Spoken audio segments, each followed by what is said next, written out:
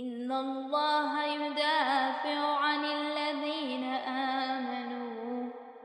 إن الله لا يحب كل خوان كفور أذن للذين يقاتلون بأنهم ظلموا وإن الله على نصرهم لقدير الذين أخرجوا من ديارهم بغير حق إلا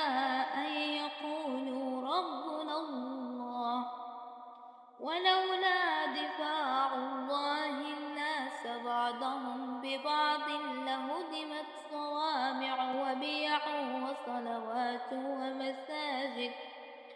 وصلوات ومساجد يذكر فيها اسم الله كثيرا ولينصرن الله